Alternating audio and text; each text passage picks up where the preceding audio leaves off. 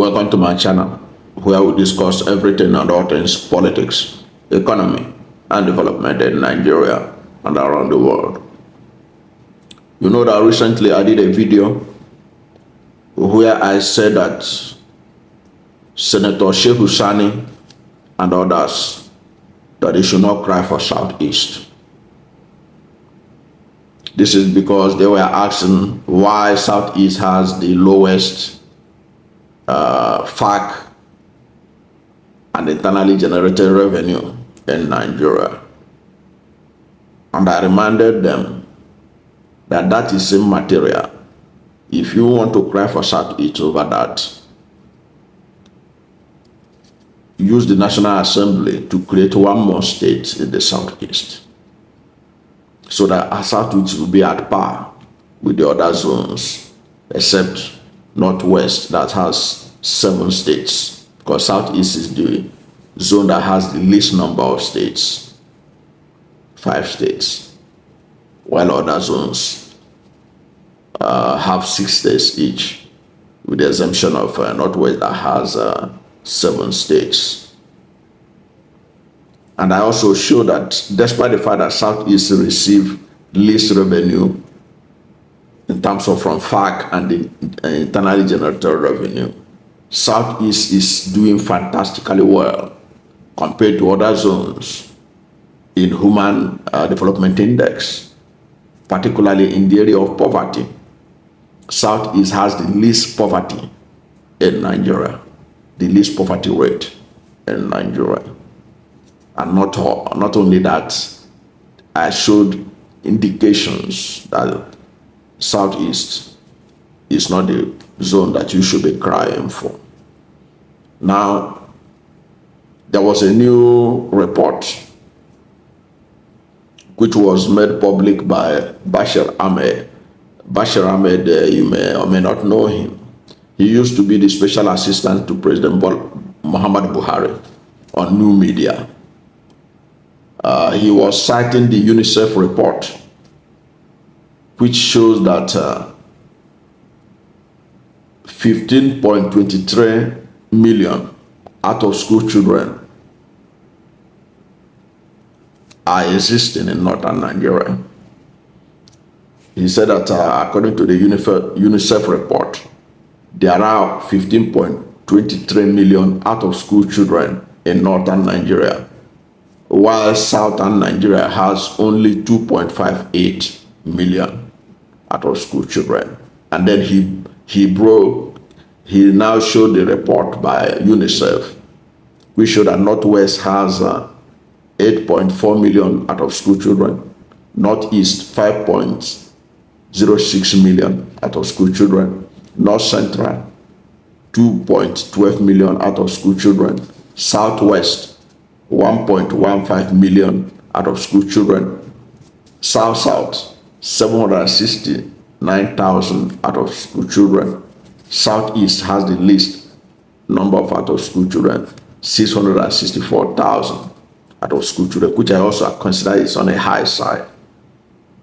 And I'm also excited that the governor of Abia State, Allocations, has also now declared free education from primary to junior secondary to ensure that everybody get educated. And he did that in enforcement of the Child Rights Act, and he said he's going to punish, there will be consequences for parents or guardians who refuse to send their children to school. So now, what does this show? It is another example to show you that Southeast is not doing badly, even though I did say that this 664,000 out of school children is on the high side. Okay, so whatever can be done to reduce it is fine. But it's also a confirmation of what I've been saying. I said that don't look at FAAC and internally generated revenue as indices for you to talk down on Southeast, as if Southeast has now become a basket case. Southeast is not a basket case. They are doing fantastically well compared to other zones. not only in terms of enrollment in school, which they are the highest, but also in their performance, academic performance. In the last 10 years, they have always been on the top 10 of the best performing states in WAEC. The same thing in JAM and what have you. They have been doing well, and nobody can say that Southeast has slacked in the quest for education. Anybody who tells you that is telling you a lie. Right from the time the Southeast pushed, after recognizing the importance of education, which I wrote about in my book, The Igbo Phenomenon, Secrets of Enduring Wealth of a People. You need to read that book. Just type the title of this book. Go and read it. The Igbo Phenomenon. Type it on Google. Even if you don't write my name as the author, if you type it, Google will pump it up for you. That book is on Amazon. I did show proof how Southeast was able to overtake the Southwest in education. It was a phenomenal achievement.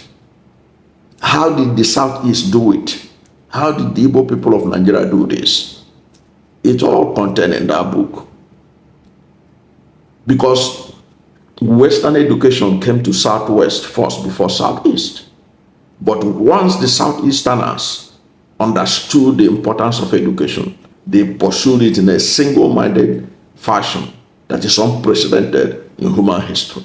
They overtook the Southwest. That was why when University of Ibadan became a full-fledged university, the first vice chancellor of University of Ibadan was an Igbo man. That was also the reason why when University of Lagos was established, the first vice chancellor was an Igbo man. The first PhD ever awarded by University of Ibadan when it became a full-fledged university. Don't forget, University of Ibadan was a University College of London. It was a University College of London. When it became a full-fledged university, Professor Njoko was an Igbo man. He was appointed the first black vice chancellor of that university, University of Ibadan. It was an Igbo man. They gave their first PhD ever awarded by University of Ibadan. So it all shows that Igbo does not joke with education. That's why I'm even concerned about this number of out-of-school children. It's huge. 664,000 out-of-school children. I know, but nationwide, Southeast is not having that. It's not seen as having that problem, but this number can be reduced by Southeast. Nationwide, every other person should also ensure that children goes to school. Already, Bashir Ahmed posted this issue. Is rallying Northern Nigeria to look at themselves in the mirror and see what they can do about this. But I saw Northerners reacting to him, telling him, first of all, let us solve the problem of insecurity. You have to solve the insecurity, which is also an issue. Because if you don't solve the problem of insecurity, how do you expect rural communities, for children in rural communities in Northern Nigeria to go to school? Okay. Thankfully, the insecurity in Southeast had never reached the level where children are stopped from going to school in the rural communities. Okay, people still go to school, they still participate effectively in national examinations without hindrance. So at the end of the day, the summary of what this is all about is to show that nobody should cry for Southeast. Southeast is doing very well in Human Development Index. And this record from UNICEF has also shown that Southeast people understands the importance of education. Perhaps there are some gaps which has to be filled by this huge number of 664,000 of out-of-school children, even though it's the least across the country, it is still of concern. And that is why Governor Allocations need to be applauded for his new free education, which he has started in Abia State. And I hope that other Southeast states should borrow a leaf from him and ensure universal education for every child in that zone. And of course, nationwide, everybody should emulate the people of Southeast in pursuing education and taking it seriously, so that at the end of the day, education, human development, human resources is indeed the most important of all the resources. Singapore doesn't have much resources, but it has human resources. And it was able to catapult itself from third world to first world. We can do the same here if we try. I don't know what you think about this. Whatever is your position on this issue, let's hear from you at the comment section. Thank you for watching this video. And if you are new to my channel, you have not yet subscribed to my channel, please subscribe to my channel. Hit the subscription button, hit the notification bell. When you subscribe to my channel and hit the notification bell, anytime I have a new video, you'll be among the first to know. God bless you. And please don't forget to like this video, because when you like it, Google will rank it hard and recommend it for more people.